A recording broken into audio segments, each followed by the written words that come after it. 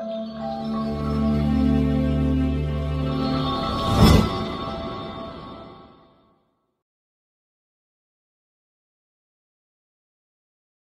لله وكفى والصلاة والسلام على عباده الذين اصطفى.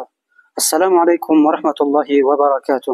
بینندگان گرامی، ما در برنامه مصاحبه‌ای پند اخلاقی معرفت قرار داریم. امروز در برنامه در اطراف یک موضوع بسیار مهم و دردناک صحبت خواهیم داشت. پدیده نامطلوب خودکشی و عامل‌های پیشگیری آن. مهمان برنامه ما داملای عزیز سنگلیف محمود، سرمتخصص شعبه فتوای مرکز اسلامی جمهوری تاجیکستان. سلام علیکم. خوش آمدید به این برنامه. سلام. سپاسگزاریم. داملای گرامی، متاسفانه امروز درباره خودکشی بسیار میشنویم، مخصوصا در بین جوانان. دیدگاه دین مبین اسلام در این موضوع چی است؟ الحمد لله رب العالمین، صلوات ربی و سلامه علی المبعوث رحمتا للعالمین و علی آله و اصحابه اجمعین. اما بعد، برادر عزیز، من بر شما و با تمام دوستان و عزیزانی که ما را میبینند و همه اینها سلام و درود خود را میرسانم. و دیدگاه دین مبین اسلام در مسائل قتل نفس یعنی خودکشی، چه از دیدگاه قرآن چه از دیدگاه عمل پیامبر صلی الله علیه و سلم که در زمان خودش بودن، پیامبر ما صلی الله علیه و سلم، بسیار چیزهایی هست و این پدیده شوم انسانی، پدیده محکوم شده در دین مبین اسلام هست. اول اینکه قرآن میگوید که ولا تقتلوا انفسکم ان الله کان بكم رحیما، یعنی آیه 29 سوره نساء، غالبا فکر کنم این آیت هست که شما حق ندارید نفسهای خودتان را بکشید و الله تعالی بر شما رحیم است، یعنی در اون چیزی که امر کرد و در اون چیزی که نهی کرد. بنابراین با نص قطعی قرآنی مسلمان، انسان مؤمن حق ندارد نفس خودش را بکشد، یعنی این گناه کبیره است، این حرام است با امین آیه که ما قرائت کردیم. و اگر شما در زمان پیامبر صلی الله علیه و سلم که در صحیح البخاری ذکر می شود و در دیگر کتاب‌های حدیث، قصه اون صحابه را نقل میکند که در یک جنگ شرکت کردند، زخم زیاد برداشتند، در نتیجه درد و زخم زیاد سهم را گرفتند و خودشان را به قتل رساندند. پیامبر صلی الله علیه و سلم گفتند اذن لا اصلی علیه، من در نماز جنازه این شرکت نمیکنم. حالا که صحابگان شاگردان اولین دین مبین اسلام نزد معلم دین بودند صلی الله علیه و سلم و بسیار قدر و قیمت داشتند. با وجود اون منزلت پیامبر اسلام غالبا عامر ابن عکوه رضی الله عنه بودند، این صحابه در نماز جنازه اون شرکت نکردند، غضبی شدند پیامبر صلی الله علیه و سلم و صحابگان در یک کناره اون را نماز جنازه خواندند، دفن کردند. بنابراین در فقه مذهب امام اعظم رحمت الله علیه میگه اگر در محله، در روستای کسی با خودکشی دست میزند، سرخطیب اونجا، ولی اونجا، والی اونجا نماز جنازه اون رو نخواند. یک مؤذن، یک کسی که اهل اعتبار نیست، اون نماز جنازه رو بخواند، برای که این زجر و تنبیه شد برای اونایی که دست به این پدیده شوم انسانی میزنند. و دیدگاه دیگری در فلسفه آفرینش الهی اگر ما نگاه بکنیم، خداوند اون اعضاهایی که برای انسانیت دادگی هستند، اینا نزد ما و نزد تمام انسان ها عاریت هست. ما ملک عاریت داریم، یعنی حق استفاده را داریم، حق تلف کردن اینها را نداریم، حتی حق فروختن اینها را نداریم. بنابراین انسانی میخواد گرده‌اش را بفروشد، از دیدگاه دین مبین اسلام حرام است پول اون را استفاده کند، چون که بیع ما لا یملک در دیدگاه حدیث حرام است. ما ملک تام نداریم، ما ملک عاریت، حق استفاده را داریم. حتی فقها نوشتن که اگر انسان به انسان دیگر خون میدهد، خون اونم یک است، از اینم یک است، طبیب طلب میکند که خون لازم است بدهند، این میتواند که هدیه‌اً و تبرعاً بدهد، اما پول اون خون را گرفتن برای این حرام است، چون که ملکیت ندارد. یعنی ما حق تلف کردن هیچ اعضای جسممون رو نداریم پیش پروردگار. و بزرگترین عضو در این جسم جان انسان است، روح انسان است. چگونه انسان این را میگیرد؟ قرآن عظیم شان در جا جا قرآن میفرماید تقتلوا انفسکم، اومدگی هست ولا تلقوا بایدیکم الی تهلکه، شما با دستان خودتان رو نکشید. ببینید با نص قرآنی با حدیث نبوی از دیدگاه دین مبین اسلام، حتی پیامبر خدا در اکثر احادیثی که خودکشی صورت میگیره صاحب اون رو میگه که خالدن مخلدن فی النار، یعنی این همیشه در آتش جهنم میماند، در داخل آتش جهنم میماند. بنابراین این پدیده از دیدگاه دین مبین اسلام، از قرآن عظیم شان، از احادیث پیامبر صلی الله علیه و آله، از دیدگاه فقها گناه کبیره و پدیده شوم انسانی شماریده میشه. در دین مبین اسلام خودکشی حرام است. بله. و در آیین وطنداری جنایت است. بله بله. شاید بیخبری و شاید هم از دین مبین اسلام بیخبرند و هم از تمدن و معرفت وطنداری. بله بله.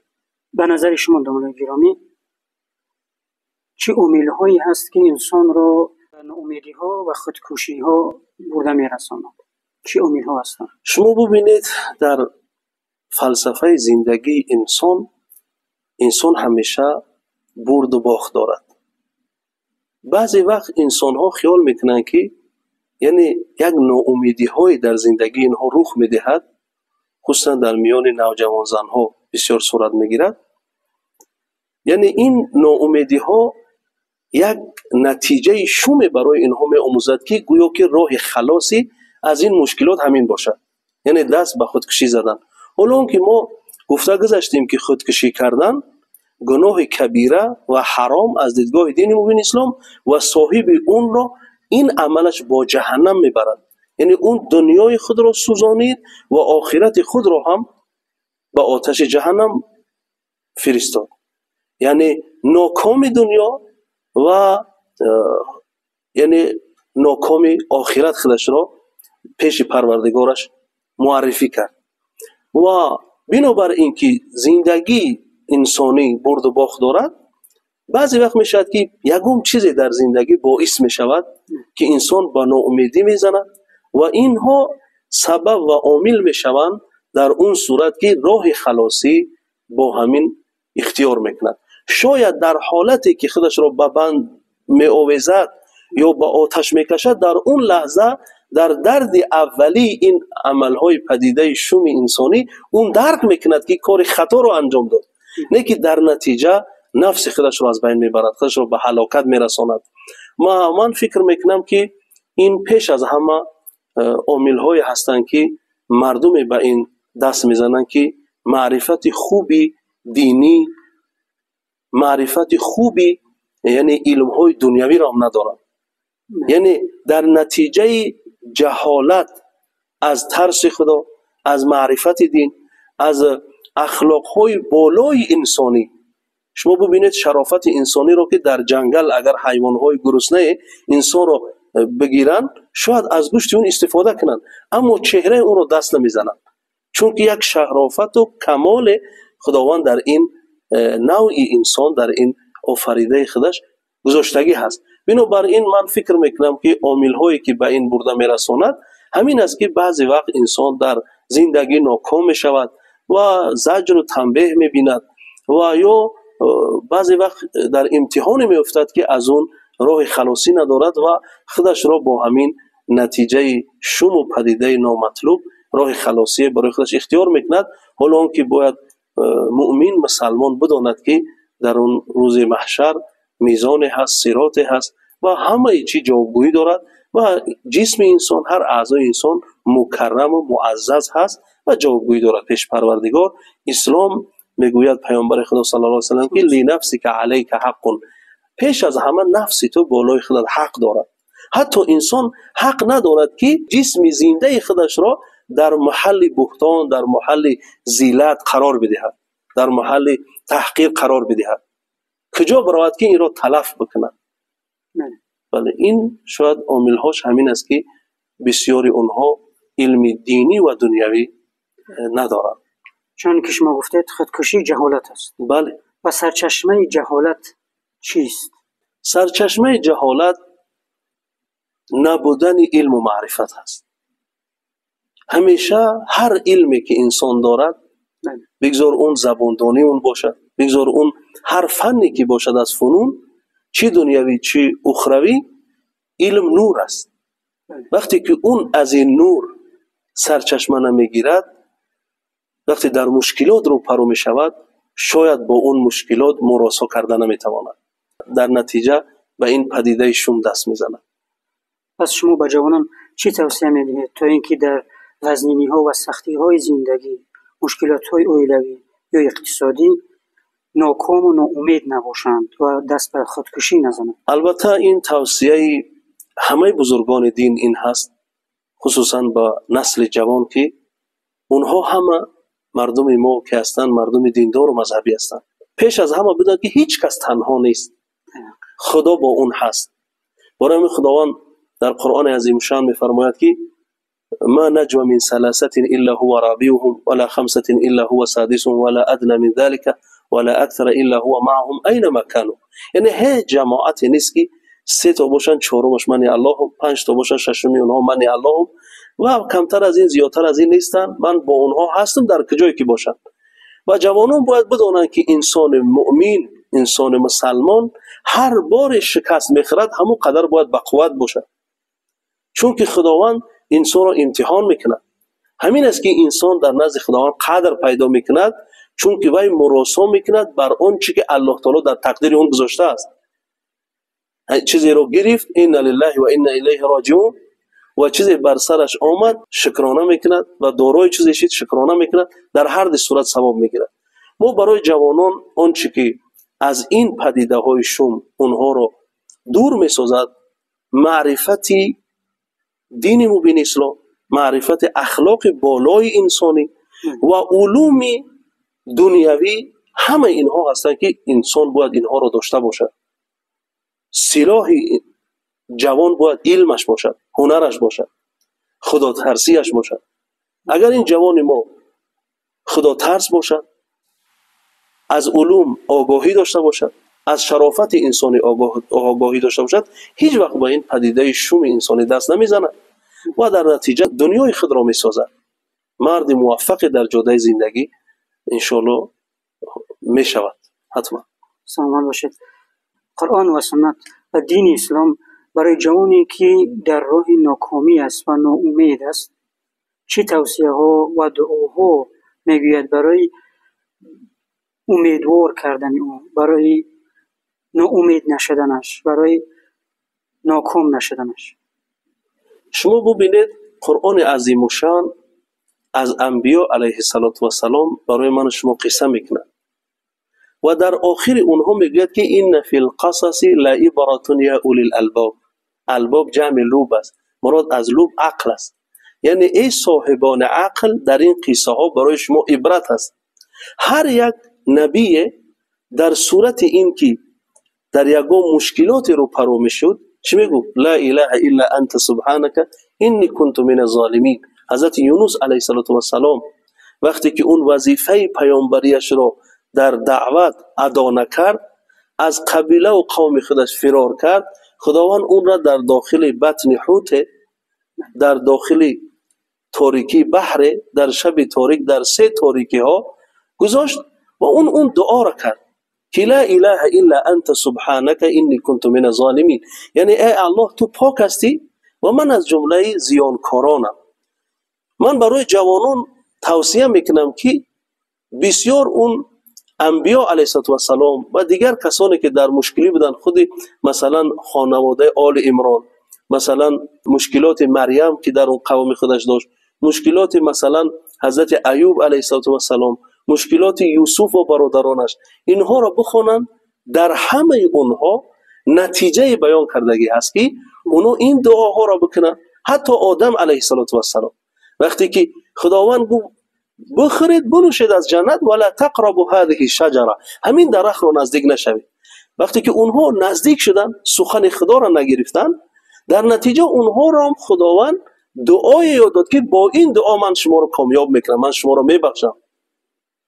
ربنا ظلمنا انفسنا و ان لم تغفر لنا و ترحمنا لنكونن من الخاسرین. این دعا رو آموخت به آدم علیه السلام و دعا کرد برآمد. بنابراین من فکر میکنم که بهترین همین هست و هر وقت که در قلب انسان، در نفس انسان یگان پدیده شوم جای میگیرد، اون با همین دعاها، با همین ذکرها، خصوصا لا حول ولا قوة الا بالله العلی العظیم اللهم لك الحمد و لك الشکر على كل حال، با همین ذکرها خودشون را چی کنن؟ الا بذکر الله تطمئن القلوب. قرآن میگوید که با ذکر الله دلها آرامش پیدا میکنن. در حقیقت چون که ما میدونیم وزنین ترین امتحان ها رو پیامبران دادند. بله، اعظم البلاء الانبیاء حدیث است. بله. یعنی بزرگترین امتحان ها رو انبیا علیه السلام میشوند. در حقیقت باید سرمشق زندگی ما باشند. بله. ما ببینیم که در چقدر امتحان ها و وزنینی ها آنها مایوس و امید از رحمت پروردگار نشدند و جوان مسلمان نباید مایوس و امید باشد از رحمت پروردگار جل و علا. چنانکه که حضرت ایوب علیه السلام که سالهای طولانی در بستر بیماری بود و چقدر نعمت ها از او تلف شد، در حقیقت دعا کرد پروردگارا اینی مسنی الضر و انت ارحم الراحمین، به من ضرر رسیده است، به من بیماری مرا فرا گرفته است و تو مهربان ترین مهربان های پروردگارا به همه ما رحم کن. دوستان گرامی، امروز یک موضوعی که تمام جامعه شهروندی رو در تشویش آورده است. مخصوصا می‌بینیم که بیرحمی مادر نسبت به فرزند خویش. شما چی گفتنید؟ آیا از رشک می شود، از جهالت است، از تعصب است، از چی پیدا می شود که مادر که برای فرزند چقدر شیرین است، فرزند برای مادر نیست چقدر شیرین و عزیز است، چی طور می تواند از جگرگوشه خویش خود را جدا کند؟ چی سبب شده می تواند؟ چی عامل ها هستند؟ شما میدونید برادر عزیز، از ابتدای موضوع ما بر این اشاره کردیم که انسانی که در اون ترس خدا نباشد، انسانی که در اون معرفت دین نباشد، فرق نمیکند که اون مرد باشد یا زن باشد، در اون معرفت علم و فن نباشد و در اون خود شرافت انسان در اون نباشد، اون به همه کار قادر است. برای همین قرآن میگوید که اولئک کالانعام بل هم اضل. در یک جا اشاره میکند که بعضی از انسان ها اینقدر از فطرت سلیمه انسانی میافتند که مثل چارپا یا از چارپا هم پایان میشوند. شما ببینید هیچ حیوان انسان رو نمیگذارد یا حیوان دیگری که به فرزند او آسیب برساند، آزار برساند. و بعضی وقت شاید هیچ مادر این قدرت را ندارد که فرزند خودش را قتل کند. هیچ مادر. شاید یکم بیماری اگر رخ دهد، مثلا اون چیزهایی که بیان میکنن که کسی نسبت رشک دارد یا نسبت یکم برقصکاری کرده فرزند مادرش را قتل کرده، من این چیزها را قبول ندارم، چون که مادر این کار را کرده نمیتواند. اگر یکم نوعی بیماری در اون هست که در اون زمانی که دست با همین کار میزند، یعنی به قتل فرزند خود قائل میشود، دست به کار میشود، شاید در اون زمان همون بیماری سبب میشود که اون مادری خود را حس نمیکند. حقیقت سوال به میان میاد که اگر انسانی بیماری روحی داشته باشد، دست به خودکشی زند یا دست به قتل یک نزدیک خویش زند، در از نگاه دین مبین اسلام چی حکم دارد؟ البته شما میدونید دیدگاه حدیث هم همین است. انسانی که وی بیماری دارد، خصوصا بیماری های نقصانی، بیماری های روحی دارد، البته اون دیگر مکلف شرعی نیست. برای اون حرام و حلال، برای اون طلاق و نکاح، برای اون چی در دنیا قاضی اگر حکم دستور برارد جاری نمی شود و در آخرت اونها مرفوع قلم هستند. در حقیقت اگر امین نوعی بیماری ها رو داشته باشند، این دیدگاه دین مبین اسلام هست. یعنی انسان هایی که به بیماری روحی گرفتارند، آنها یعنی استثناء هستند. بله، اونها مکلف شرعی نیستند. خب وقتم به آخر رسیده شده است. دوستان گرامی، آخران سخن شما. آخران سخن ما همین است که مادرانی که ما را میبینند جوان دخترانی که ما رو میبینن، پسران جوانی که ما رو میبینن، برای یکدیگر همیشه مهر داشته باشند، محبت داشته باشند. ما یکدیگر رو دستگیر باشیم و دین مبین اسلام دین مهر است، دین محبت است، دین عفو است، دین بخشش است، دین یکدیگر فهمی است، دین تحمل پذیری است. من توصیه میکنم که اگر جوان، اگر زن، اگر مادر کسی رو میبیند که اون مشکلات دارد، مایوس است، از زندگیش ناامید است، برای اون دستگیر باشد، برای اون دست کمک داشته باشد. این کمک فرق نمیکند که مالی باشد، بگذار با چند کلمه خوبی، مثال با یک راهنمایی، یک غذای معنوی برای اون داشته باشد و اون را دلتی بکند، چون که قرآن میگوید که کسی سبب میشود برای بقای حیات یک انسان، فکأنما احیا الناس جمیعا، گویا که همه مردم را حیات بخشیده باشد، نزد خداوند همینقدر اجر و پاداش دارد. من همین توصیه را برای دوستان، برای بینندگان، برای جوانان میکنم. بله دوستان گرامی، بسیار زیبا گفتید. در حقیقت حدیث پیامبر خدا صلی الله علیه و سلم است که میفرمایند التبسم فی وجه اخیک صدقه. بله. یک تبسم میتواند دلها رو آرامی بیارد، یک تبسم میتواند چقدر دردها رو دوا کند، امیدهای خوب ببخشد. در حقیقت میبینیم در ما مثال است که میگن زهر انسان رو انسان میگیرد. بله بله. یعنی یک افسردگی، یک ناامیدی انسان رو انسان میتواند از او دور کند. یعنی با یک سخن زیبا، با یک نصیحت خوب، با یک راهنمایی خوب میتواند که تمام ناامیدی ها رو از او دور کند. برادران و خواهران عزیز، یگان درد ابدی نیست، ناامید نباشید. خداوند جل و علا شما رو دوست می‌دارد و با شما است. حیات امتحان است، صبر کن و از خداوند جل و علا مدد بخواه. با برنامه ما بمانید، سربلند و موفق و کامیاب و در پناه رحمت خداوند جل و علا باشید. السلام علیکم و رحمت الله و برکاته. و آخر دعوانا ان الحمد لله رب العالمین. السلام علیکم و رحمت الله و برکاته.